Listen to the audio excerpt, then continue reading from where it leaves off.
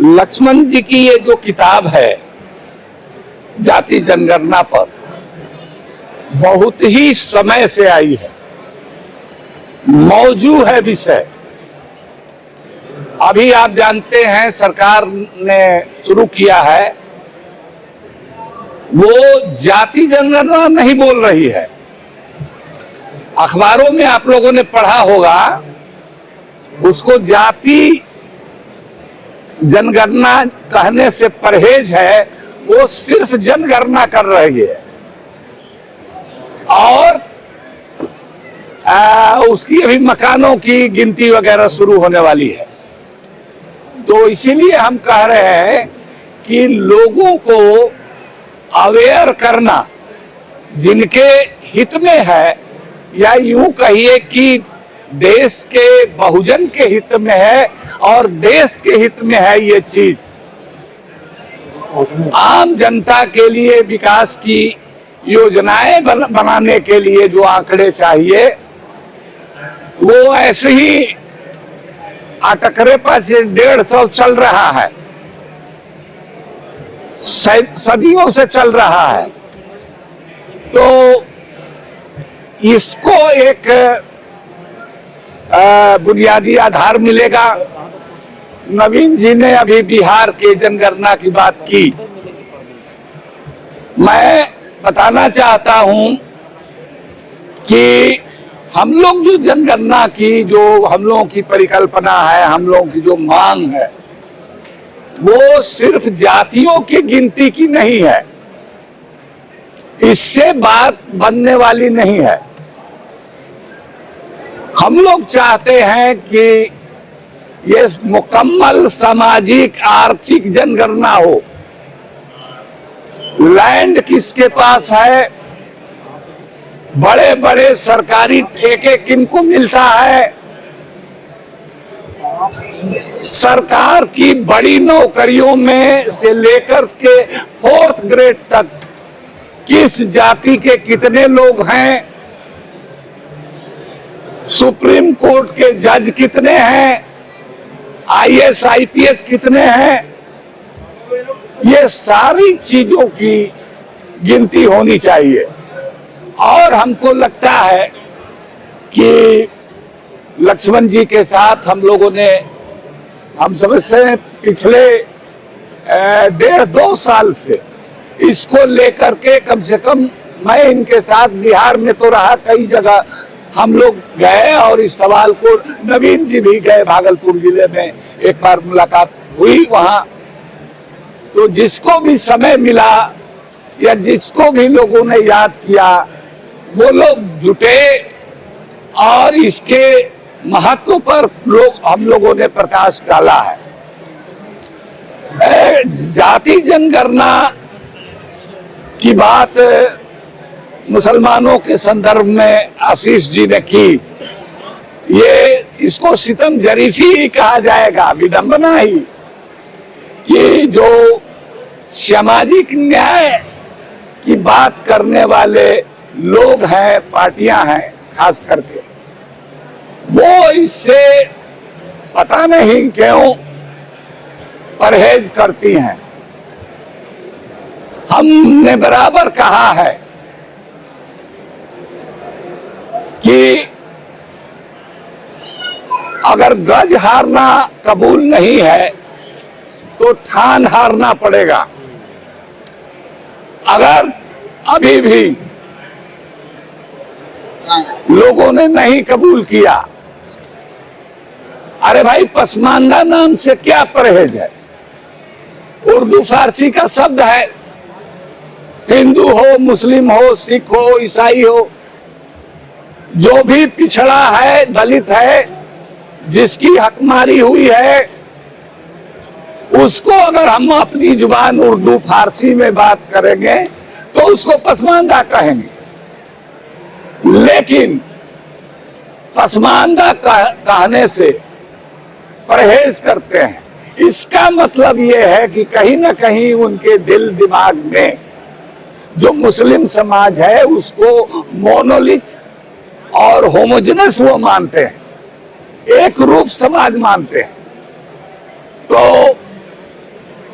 हमने और सभी साथियों ने, नवीन जी को मैं बराबर सुनता हूँ, लक्ष्मण जी को सुनता हूँ, जहां भी ये लोग जाते हैं, और हम इन लोगों के प्रति कृतज्ञ भी हैं कि जहां भी बात होती है हिंदू समाज की व्याधियों की, बीमारियों की, ऊंच नीच की, छुआछूत की, तो उसमें पसमानदा की भी ये लोग बात करते हैं। बहुत जगह हम नहीं देखे तो कहीं ना कहीं बिहार के और दूसरे देश के कोने से कोई ना कोई फोन करता है कि नवीन जी का हमने सुना, लक्ष्मण जी का हमने सुना, वो भी पसमानदा की बात कर रहे हैं। मीडिया के लोग भी धीरे धीरे, जो लोग हैं खास करके प्रोग्रेसिव लोग, वो इस बात को समझ गए हैं और इस शब्द को बोलते हैं। लेकिन इसका एक और पहलू भी है कि जो मौजूदा हुकूमत है वो इस शब्द का इस्तेमाल मुसलमानों को आपस में लड़ाने और बांटने और अपने तरफ खींचने के लिए, अपने पाले में ले जाने के लिए। आप जानते हैं ये सरकार ने नारा दिया कि हम मुस्लिम जो पिछड़े हैं, दलित हैं, बल्कि मैं ये कहूं उनके लिए हम स्नेह यात्रा निकालेंगे। मोदी जी ने हैदराबाद में 3 साल पहले कहा, फिर दिल्ली में आकर के सीईसी के मीटिंग में उन्होंने कहा, फिर उसके बाद आपको मध्य प्रदेश की राजधानी भोपाल में बजाते वो दोनों बार तो वो बोले, तो वो उनके इंटरनल मीटिंग थी, इंडोर मीटिंग थी, सीईसी की बैठक में बोला। लेकिन वो भोपाल में उन्होंने खुलेआम मीडिया के सामने इस बात को बोला ही नहीं, गिनाया जातियों का नाम। और हमको लगा कि मोदी जी तो टेलीप्रिंटर पर बोलते हैं, हमारी किताब जो मसावात की जंग है उसी सीक्वेंस में उनका भाषण तैयार करके उनको थमा दिया। तो उन्होंने भटियारा भी कहा, हाँ, उन्होंने हलालखोर भी कहा, उन्होंने धोबी भी कहा। आशीष जी ने जुलाहों के बारे में कहा एक कहावत ये भी है कि कोदो मड़ुआ अन्न नहीं और जुलाहा धनिया जन्म नहीं। जुलाहा धनिया की जन्म में गिनती नहीं है। जो अति पिछड़े की आबादी बिहार में आई है अभी संख्या, तो इसमें अकेले सबसे बड़ी जाति जो आई है, हिंदू और मुसलमान मिला करके अति पिछड़ा, वो जुलाहों की है। 46 लाख उनकी आबादी है। सामाजिक न्याय की जो बात करती रही है आज से नहीं, सैकड़ों सालों से, लोहिया की जो विरासत को लेकर के आगे चलती हैं, उन लोगों को भी मुसलमानों में पसमानदा तबकों को रिकॉग्नाइज करना चाहिए। आंख मूंदने से कोई फायदा नहीं, किसी एक पार्ट की बात नहीं। मैं आपको बताऊं कि 18 दिसंबर 2009 को इसी को कहकर खत्म करेंगे, ये बोलेंगे क्योंकि लक्ष्मण जी का है, हम लोग 10 मिनट ही बोलेंगे, मैंने पूरा समय।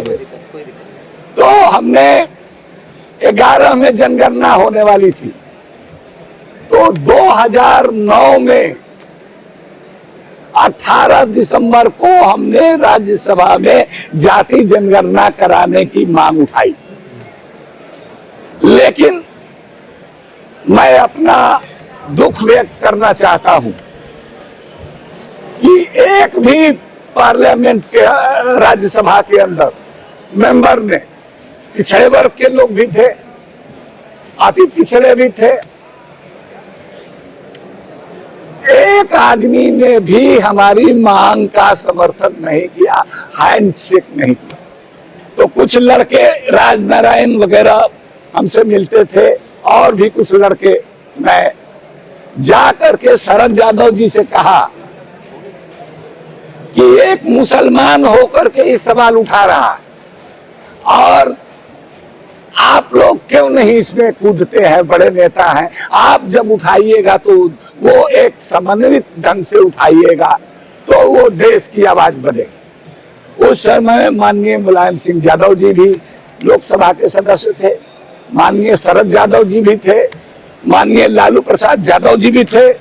इन तीनों लोगों ने मिल करके उठाया और तब कांग्रेस के अंदर से भी जो पिछड़े वर्ग के लोग थे उन लोगों ने उनका समर्थन किया। यहाँ तक कि बीजेपी के महाराष्ट्र के नेता गोपीनाथ मुंडे थे, उन्होंने भी समर्थन किया। यूपीए 2 की सरकार थी, उसने मान लिया, लेकिन उसमें हो गया फिर भीतरघात हो गया और उसका कोई आंकड़ा नहीं आया। ठीक उसी तरह से हम लोग आमतौर पर जानते हैं कि 31 में जनगणना हुई थी, 1931 में लास्ट नहीं, 1941 में भी एक जनगणना हुई थी, लेकिन सेकेंड वर्ल्ड वॉर छिड़ गया, इसीलिए उसके आंकड़े नहीं आ सके। यहाँ कौन सेकेंड वर्ल्ड वॉर छिड़ा भाई, नहीं आए। हम लोग ये जानते हैं कि एक आदमी, एक नेता का नाम जानते हैं, पेच लगाने वाले सत्तारूढ़ दल के ही ज्यादा लोग थे, लेकिन राहुल गांधी ने 140 साल के इतिहास में कांग्रेस पार्टी के किसी बड़े नेता ने, राहुल गांधी ने इस सवाल को उठाया और ये इस पर एक आम सहमति पूरे देश में देखने को मिली। यही बात उत्तर प्रदेश से अखिलेश जी ने उठाई, यही बात हम लोगों ने बिहार से उठाई, यही बात तमिलनाडु से, झारखंड से, कई राज्यों ने कही, तो ये हुआ है। लेकिन इसमें देखना है कि ये जो जनगणना होने वाली है भाई, SIR हुआ और जिसमें तुम्बा फेरी और जिसमें काट छांट हुआ है, बेईमानी हुई है। अब तो सबसे ज्यादा आंकड़ा आ रहा है उत्तर प्रदेश का ही। उसी तरह से इस जाति जनगणना में भी बेईमानी नहीं हो, उसके लिए हम लोगों को सजग रहना है और अपने लोगों को सजग करना है। हमने देखा बिहार में कि कई जुलाहे अपने नाम के साथ शेख लगा लेते हैं, कई धूने शेख लगा लेते हैं, हलालखोर भंगी नक जाति अपना छिपाने के लिए, ऊंची जात बनने के लिए ये प्रवृत्ति देखी गई। इस जनगणना में जो बिहार की जनगणना हुई है, उसी तरह से ये हिंदू समाज में भी पहले जात छिपाने की प्रवृत्ति थी, इतिहास इस बात का गवाह है। लेकिन बहुत समाजवादियों का आंदोलन हुआ है इस देश में, तो वो धीरे धीरे कम हुई है। लेकिन हमारे यहाँ अभी ये बीमारी है।